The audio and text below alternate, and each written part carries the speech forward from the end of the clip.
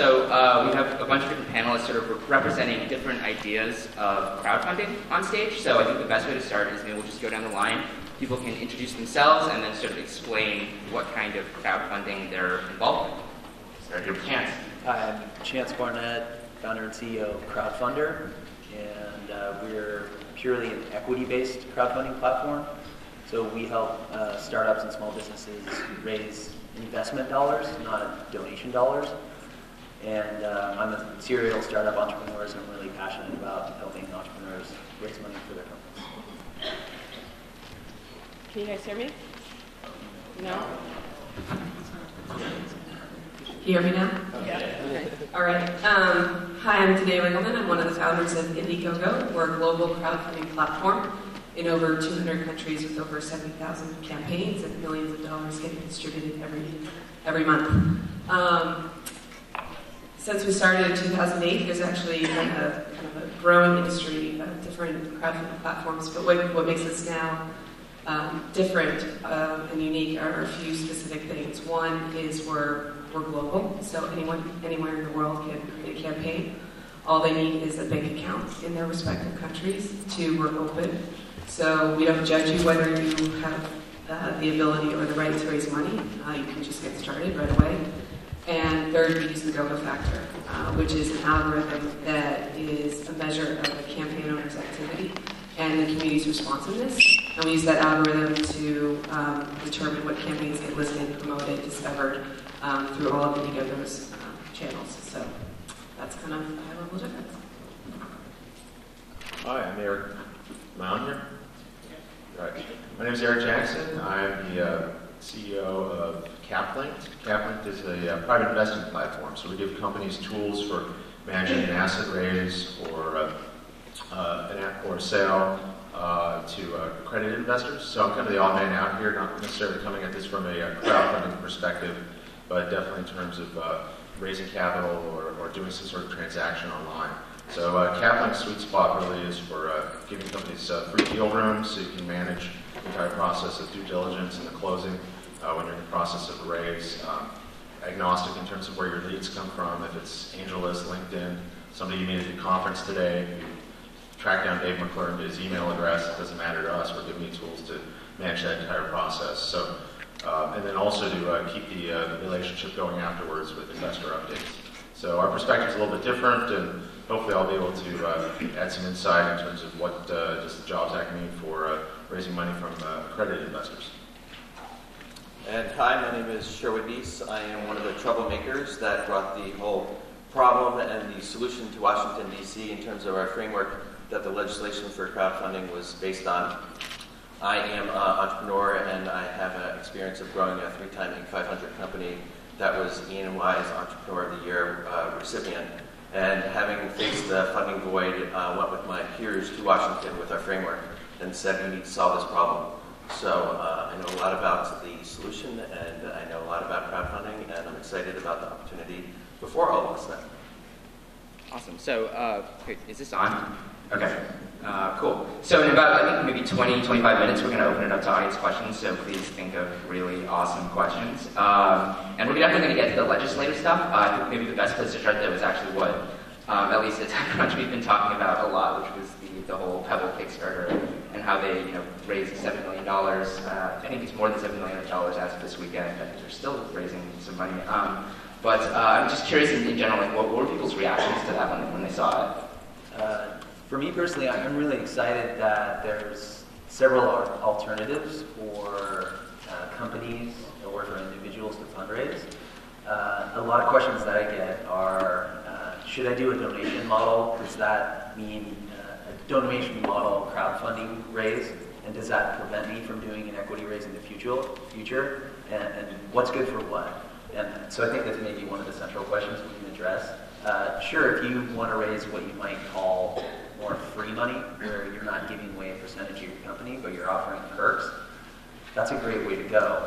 But not every business fits what I think will be great for that. And so the things that fit there, I think, are things that are often consumer-oriented products, things that people would be really passionate about, and maybe they get a copy of whatever product or service it is.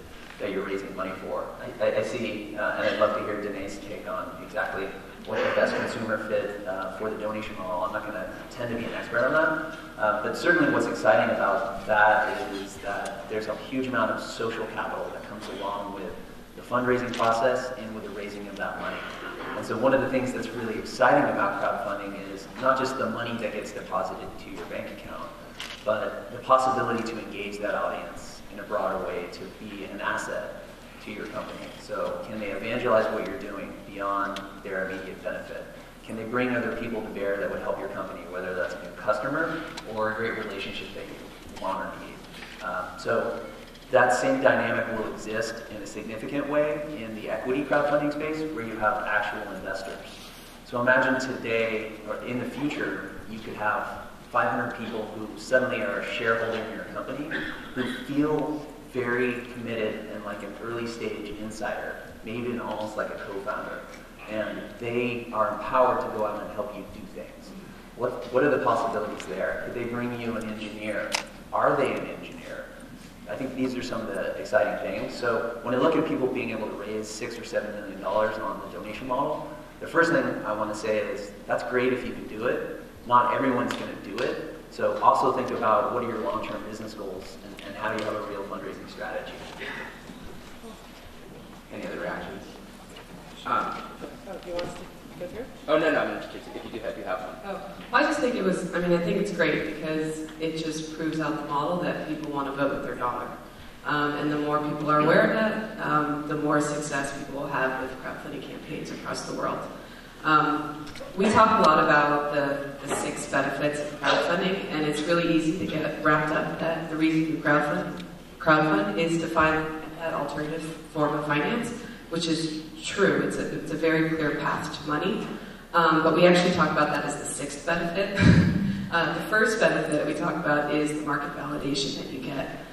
We had a campaign, 2 engineers, actually from up the road, Burlingame, who had developed this product called the Satari Star at the time. It was a little mobile app device that you could pin something to your coat, stick your mobile phone in a base that they created, you hit record on your mobile phone, you start walking around, and then the base would follow you, so you could literally record yourself. It was a brilliant idea. It actually later won awards at CES. But early days, they kind of shot Sand Hill Road, and they got rejected by 43 VCs. All of them saying this is an amazing idea, but why don't you just go test the market, make sure people want it, and then come back to us for growth capital. So after that, instead of kind of giving up, they went on Indiegogo and they raised the, $25,000 they needed to prototype the device. They pre-sold copies of the device and got the money together, went out and started making the thing. And guess who came calling? As soon as they started to validate their product, it was some of those same VCs. So market validation is an incredible benefit of crowdfunding because it proves that people want your thing. They want it so bad, they're willing to pay for it before it's even ready. The second is the marketing benefit. When you share stuff in the world using social media, it just builds that awareness and it gives people an interesting hook to become part of your story. So you're not just saying, hey, buy my thing, but it's, hey, become part of my story, become part of my success, make this idea a reality, which is much more empowering than just buying something. Another benefit is all the customer data you get all the addresses, emails, all that stuff, you know where all your fans and funders are. And you get incredible promotion by being on sites like Indiegogo and others where we're promoting campaigns across the world. There's a fifth one, which we call Korean serendipity, which it's a little bit softer of a term, but what it means is when you put something out into the world, only good stuff can really come back to you that you can't necessarily expect. So an example of this is we had a campaign running in LA. It was actually a film, a documentary about that song called Hava Nagila, which is that fun Jewish song that we all know, whether we're Jewish or not. And they put out their campaign. They were just trying to raise $12,000 or $15,000. It flew across the internet and it landed in the inbox of the grandchildren of the man who wrote the song in Israel. They picked up the phone, called the campaign owner. All of a sudden her film got a lot better because she had all these new people that she could connect with. So That's the power of crowdfunding. And then clearly the sixth benefit, it's another way to get money. Anthony, I have a couple of thoughts on this. I'll be the odd man out. I guess that's going to be my role in the panel. But I mean, Pebble's great and all, but it's an outlier. I mean, how much, it's a great story. They were able to essentially do accounts receivable factoring, so getting paid earlier than they normally would for shipping a product. But it's not necessarily clear that there are a lot of Pebble examples out there. You kind of had to have the right zeitgeist, the right consumer product, something that people wanted to buy. I mean, I think your point from a minute ago, Danae, about being able to get some validation in the marketplace is maybe a more important thing to focus on, right? So if you have like a consumer product or some other type of endeavor that is hard to fund through traditional means, then I think a site like Indiegogo is fantastic to be able to go out and show, look, there's some validation for this, there's market demand for this, people are willing to actually buy it even though it doesn't exist yet. But Pebble is just kind of an extreme example, so looking at that as like, oh, this is a great model that like completely replaces institutional investors if you're actually going to really scale up the business. I don't know that that's quite the right lesson. I think the right lesson is it's a great way to get market validation if you've got a consumer-facing product.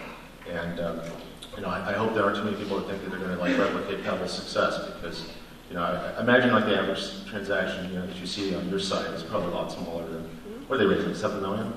So yeah, so that's just a word of caution I put out there is that I think that it's maybe a one-off, and the more important thing is to talk about kind of like what's the block and tackle way of using crowdfunding and using a site like Indiegogo or Kickstarter if you're trying to use this to validate your model.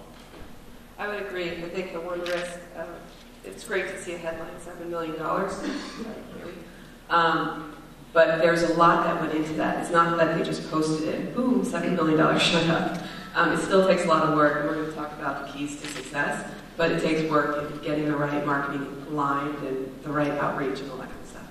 And the only thing I would add to that is this example is why we need this legislation, because nothing fits, there's a square, there's a hole, you got to figure out what works for you, and that might have worked for this guy, but there's going to be so many of you out there that want to sell equity in your company or that want to offer debt in it, and so we need to have different varieties out there, and we couldn't do any of this without having this legislation done.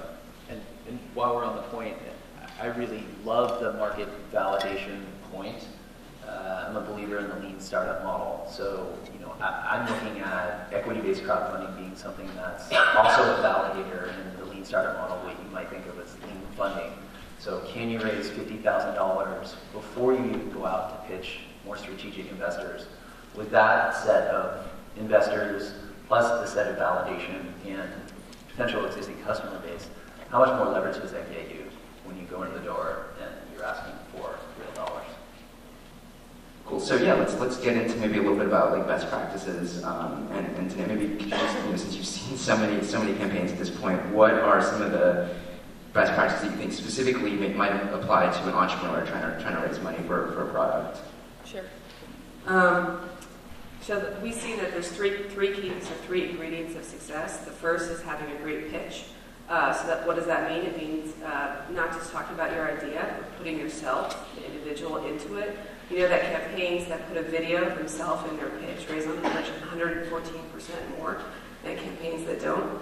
It also means being very transparent and specific with your use of funds and your funding goal. You don't necessarily need to raise 100% of your total funding need at once, but you do need to explain where's the money going. It's very similar to a classic investor pitch. The third is you need to offer, at least in our platform, which is a perks-based platform, you need to offer great perks. We know that campaigns that offer, I think, anywhere between 3 and 5 perks raise on average 60% more. So what are perks? It's things that are exclusive, unique, things you can't necessarily buy at Walmart, but maybe it's a first edition, or maybe it's the opportunity to be involved in the early feedback groups. Stuff that are experiences that you can't easily copy. The second ingredient of success is being proactive. We know that campaigns that have 4 more or 2 more team members raise on average 100% more than campaigns that only have 1 person on the team. What does that mean? It means lots of people are working to get the word out through social media, through email, through all that good stuff. We also have a lot of statistics on what are the best social media channels. I think email is the best conversion platform to convert funders and raise the most money. But if you go on our blog and click on Insights, you'll find a lot more data there to support that. We also know that the third ingredient of success is having an audience that cares. So you can do a great pitch, you can be proactive, but if no one actually wants your product, you're probably going to fail. And here's the thing, I think that's actually okay. We've had campaign owners that have emailed us after they've raised very little money, or almost no money at all, and they said, thank you, that was one of the best experiences of our life. I'm like, what are they talking about? They're like, you just saved me 2 years of my life, all my life savings, credit card debt, all that stuff, because you helped me realize that no one actually thought what I was building was as cool as what I thought. So again, back to the market validation point. But one of the, I was just talking backstage, one of the things that I think crowdfunding is really doing is it really is leveling that funding playing field. It really is giving everybody an equal opportunity to prove themselves, or at least get started and get some traction on ideas so that they have the opportunity to iterate and pivot, which are all the terms we like to talk about. And a statistic that I'm particularly proud of that demonstrates this or proves this is the fact that we all know that venture-backed companies, at least here in the Valley, have a dark women represented on their leadership. I think something like 5 to 8% of venture-backed companies here have a woman executive or founder. But on Indiegogo, 40% of successful campaigns are led by women. So that just speaks to the fact that you do have an audience that cares, you do have a great idea, and you are willing to work hard, and you put up a great pitch. No matter who you are, you can actually have some success. The only thing I would add to that is going forward in an equity-based model or a debt-based, it's going to be the same as going out to any venture capital. People are going to want to know what your revenue model is, and so you're going to have to be able to explain that very clearly to people going forward, because they're going to want to know how your business is going to be making money and how they're going to be getting a return. So best practices are going to be fleshing out that model and making sure that you know it clearly and that you can explain it clearly to your investors. And to that point, will be a generally standardized set of disclosures that you have to make about your business in order to go live with an equity-based or a debt-based in the future too crowdfunding offering. But an interesting piece of data is, there's really only 2% of companies that seek to raise money who end up raising professional capital, which means there's 98% of people who don't raise professional money, who are going to friends and family, or are not raising money. And so crowdfunding isn't for everyone to raise money who is trying to raise money and they should all be funded, but it's for a significant group of leading companies who deserve a platform and can connect to an audience that they would have had a hard time finding otherwise. That's actually a really good point, because we see this on CapLink a lot. I mean, our site really is meant for professional transactions. The deal rooms that we see on our site tend to be either 7 or 8-figure dollar amounts, so they tend to be pretty larger size transactions. And we do get a lot of people that come by and are very much I guess early in the process. They're not really clear about how to do a raise. They're kind of looking to have their hands held. And CapLink really isn't a platform that's meant for that. So I think that our experience would suggest that there's a real market need for additional tools that I think are forthcoming after the Jobs Act is implemented, and there's people up here on the stage that are building those tools as we speak, and I think that's going to be very important to provide access to capital to a brand new marketplace of entrepreneurs that otherwise would be shut out of more traditional transactions and financings like are happening on CapLink. So maybe we should talk a little bit more specifically about the Jobs Act and sort of the legislative landscape around equity crowdfunding. I know that's something like you're kind of living and breathing Sherwood, so maybe you can just kind of give us an update on where things are right now. The President signed it into law on April 5th. The SEC's in its 270-day rulemaking process right now, so they're adding color to the legislation and all the rules that all the platforms and all the entrepreneurs and the investors will have to follow in order to invest in these ideas. Essentially, the way it's going to work is if you have an idea, you can raise up to $1 million or $2 million if you have audited financials. And investors are capped on how much they can invest. If you make under $100,000, it's either it's the lower of $2,000 or up to $10,000. And if you make over $100,000, then you can do $10,000 or up to $100,000. As Chance was saying, there's going to be certain disclosures that entrepreneurs are going to have to put out there, and they're going to have to put their word behind it. You're going to have to trust them. The whole point of what we were talking about before is you're only going to be successful in this if you have a very strong social network behind you. This is all based on all or nothing financing. So think about that lean startup methodology. If you want to go out there and raise $1 million and you don't hit that $1 million funding target within the allotted time frame, you get no money. So it's going to force you as entrepreneurs to think in terms of milestones and smaller amounts that you want to raise, and go out there, raise that amount, meet those milestones, report back to your investors, show transparency, and then you can go out for more. So the job, the crowdfunding part of the Jobs Act, I should say, because the Jobs Act is much more than just crowdfunding, sets this framework under which you will be able to raise this capital, but you're going to have all these components tied to it that you're going to have to live up to in order to be successful. I think that's the first time I've ever heard Washington, D.C. Bureaucrats writing regulations as referred to as adding color. They should really adopt that. It sounds much more benign. The SEC is actually adding color, which is kind of scary. But we're working very closely with the SEC to make sure that the color that they add is the right color. And what's the timing going to be on that in terms of like when, if somebody in the audience thinks it's a great idea that they want to use sort of crowdfunded equity, when are they actually going to be able to do that? So we're also working with the SEC, also as part of a co-founded member of a group called CIFRA, which is a fancy way of saying we believe that there's been a lot of concern about crowdfunding, equity-based crowdfunding in particular, in the marketplace. And so rather than each company going on their own and having a fractured message, we're really trying to unify that. The time frame is that the SEC was given a 270-day ruling period, which takes us into early January, where that ruling period is over. It's likely that all of the nuances and details, all the color, is fleshed out at that point. Does that mean that every platform is live and ready to go? Certainly not, and I think this is of major interest to people who are already talking about that there's too many equity-based crowdfunding platforms out there. It's going to be a lot more significant than I think people understand in order to have an equity-based crowdfunding platform. So it's not, let's clone Indiegogo and code a little bit and here we go. It'll be more significant than that, and it should be because the big concern here is how do you protect investors and how do you adequately report all the deals that are coming through. So the time frame is hopefully early January, but there's no guarantee that a variety of sites are actually live at that time. Will you guys be live? I can't promise that, but cool. Well, yeah. Let's talk maybe a little bit about fraud, and obviously there've been lots of concerns about on both with the existing sort of donation model and on the equity side. Maybe we'll start with donations because again that's the thing where there's a little bit more history, and if you guys have some technology for trying to combat that, and can you just talk about your experience with fraud and how big a concern that is for you guys? Sure. I mean, in all these talks leading up to the White House passing the bill, that's the question we got all the time. And what's important for us to kind of communicate to the world, especially to the SEC, is that we don't need the SEC telling us to pay attention to fraud.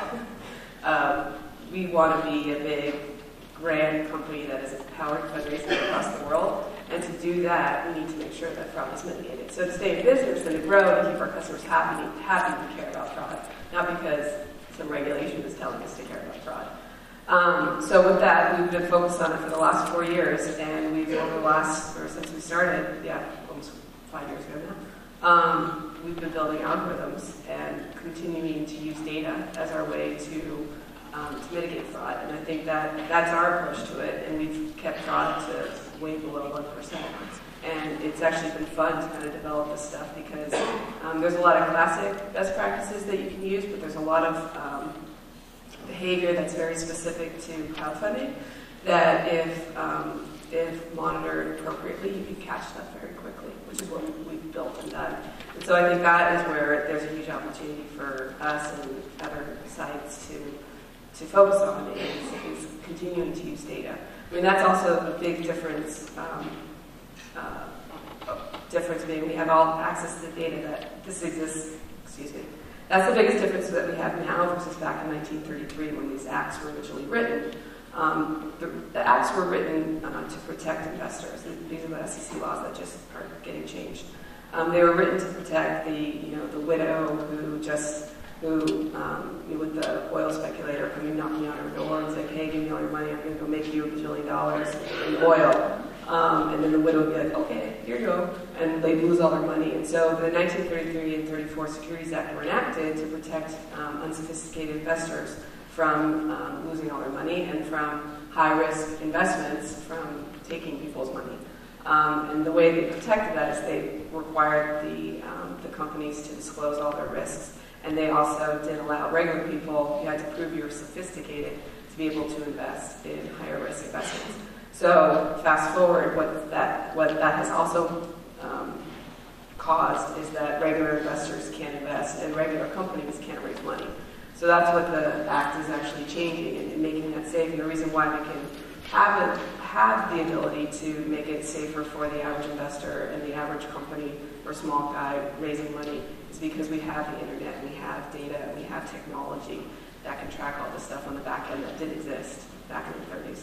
And I think the easiest way to explain that to you guys that might not understand it is, if you look at fraud from a historical perspective, it's been mainly one-to-one. So think about that Nigerian email that you get in your inbox that you might be, or your grandmother might be suspect to. The difference between that and what this legislation does and what we're going forward is it's many-to-many communications. So I'm going to have to go out there and pitch my idea to an audience very much like this. And unless I win over the trust of this entire audience to 100% of my funding target, no money gets transferred. So that's like a fraud mitigation factor that's built into it. Pulling the wool over all of your eyes at the same time is going to be very hard from a fraud perspective. And so going back to the Jobs Act, I think Eric, you kind of touched on that. I think it's going to be actually kind of significant for capital as well. So I'd love to hear a little more about sort of some of the other implications it has beyond just sort of what we think of as crowdfunding. Sure, yeah, there's actually a lot of different components to the Jobs Act, and crowdfunding is the sort of banner headline, I guess, that goes along with that. But one piece that's actually quite significant for high-growth startups in particular is lifting the ban on general solicitation. So when you're doing a capital raise, and if you're doing a capital raise just for accredited investors, institutional investors, if you're out there trying to get money from the Dave McClures and Ron Conways of the world to get up and running, it's going to change the barriers to sort of like getting the word out about your deal.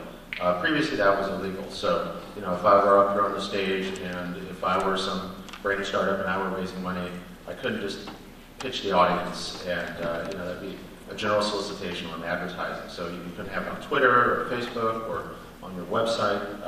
So just all sorts of bans on this, and it really went back to sort of like what you were talking about earlier, about the 1930s and this desire to keep, grandma and grandpa from being ripped off, so that there could be some ad in the local newspaper that says, clip this off, mail us money, and we'll promise you a 150% return. And obviously, we kind of outlived the usefulness of those regulations now in the digital age. So one thing that actually is, I think, quite good for companies that are looking at doing a traditional raise, like a Rule 506 offering, is that you're going to be able to advertise that or have that out there in public, talk about it in public. But here's the kicker.